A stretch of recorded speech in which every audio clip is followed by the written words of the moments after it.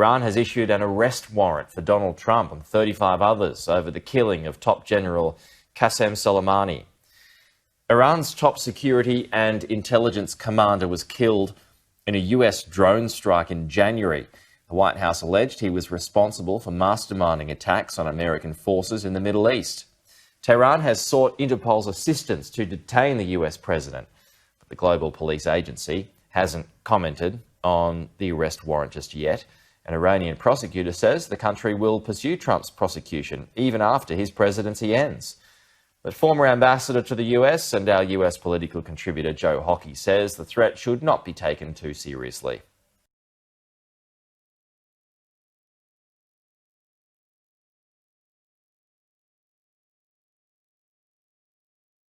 China's National People's Congress has passed a controversial security law for Hong Kong that critics fear will give Beijing more control over the semi-autonomous territory.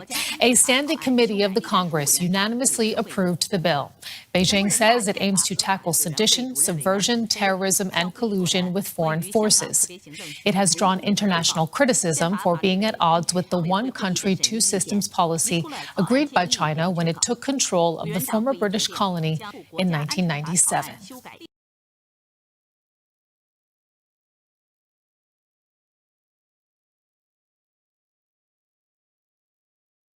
Of military-level talks between India and China is underway at the Chushul near the line of actual control.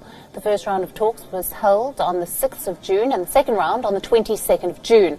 Now, these talks are part of the continued bilateral effort to reduce tensions at the Sino-Indian border. Chushul, where the talks are currently underway, is located on the Indian side of the line of actual control in the southeastern region of Ladakh.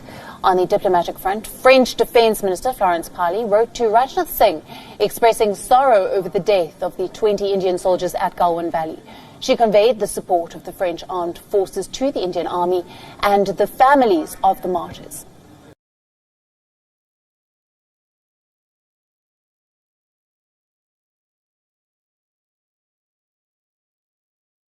This was the extraordinary scene today as the Golden State Killer finally admitted his crimes. Murder in the first degree.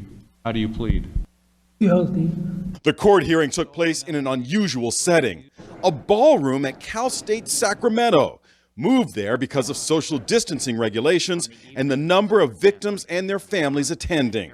74-year-old James D'Angelo, a former police officer, was brought in a wheelchair. He looked frail and wore a face shield. Joseph James D'Angelo, is that your true and correct name, sir? Yes, Your Honor. This is a day so many people have been waiting for, victims and survivors of a man whose investigators say terrorized Northern California and Southern California, committing rapes, murders, kidnapping. In return for his guilty plea, prosecutors have agreed not to seek the death penalty.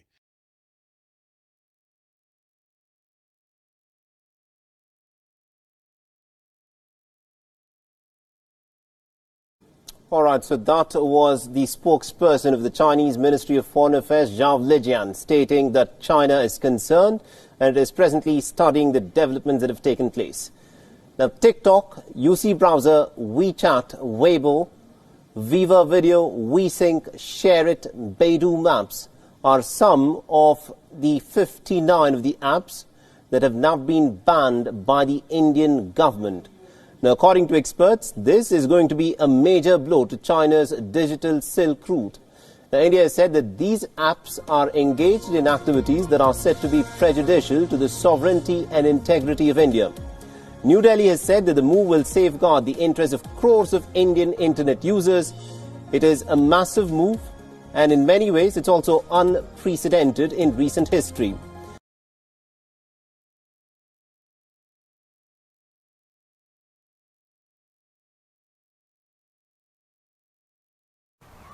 They are a familiar sight in modern-day landscapes, telecommunication towers that should soon provide the Dutch with internet speeds 100 times faster than current 4G connections. But they have also become a popular target for activists protesting against 5G. Dozens have been set alight in the Netherlands in the past few months.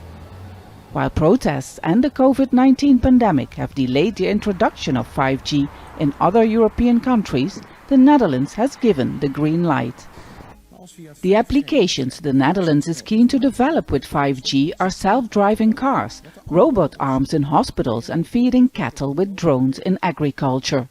While the fastest frequency of 3.5 MHz can only be auctioned after 2021, providers hope that 900 MHz, the frequency that's currently being auctioned, can lead to a huge change in these industries.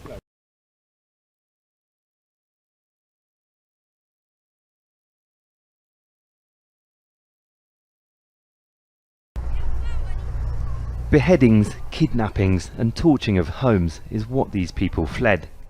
Now they live in this camp in northern Mozambique. An armed group has been attacking villages in Cabo Delgado province for nearly 3 years.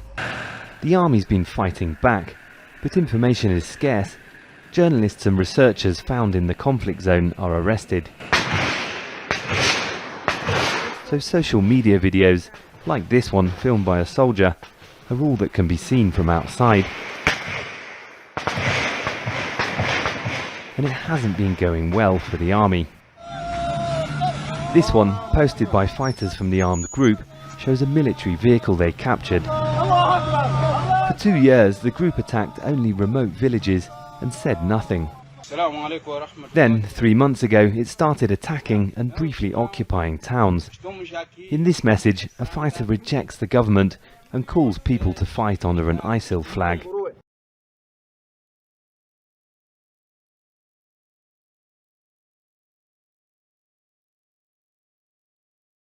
Ethiopia wants to start operating its multi-billion-dollar hydropower projects in July. The government says the dam is vital to its economic development, but neighboring Sudan and Egypt are wary it will be at their expense. The three nations have been embroiled in a decade-long dispute over the operation of the dam and sharing of water. Egypt gets 90% of its water supply from the Nile River, and this has been the bone of contention since construction began in 2011. The three countries have been working on a plan to fairly share the vital resource, but have failed to reach an agreement. Sudan says it's hopeful a deal can be reached in 2 weeks, but Ethiopia has accused Egypt of being too demanding. Last year, Egypt asked the United States to mediate. Ethiopia then asked the African Union to assist the three countries with negotiations. Ethiopia says it will start filling the reservoir in a few weeks as planned.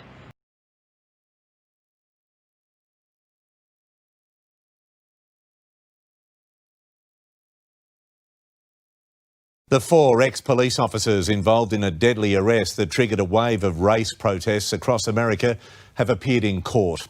It came as authorities and protesters were, once again, filmed in an ugly standoff that ended in a shocking and sudden way. They demanded justice and an end to police brutality, but were silenced with a direct hit.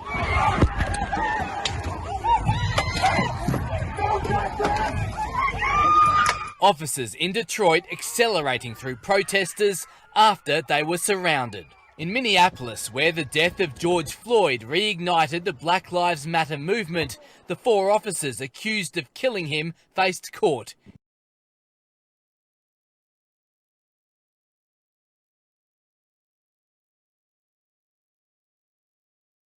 I know. Oh. Yeah, he's grown. Just a baby bear here. Come here, big guy. Come on. Circle around, Brady. Circle around quick. Hurry up. Just get around him. Get back on the other side of him. He almost got it off. I know he did. One more pull and I would have had it.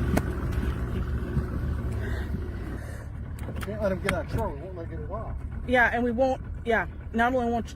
Just don't want him crawling in here either. Wants to get it off. Keep coming. Yep. Keep coming.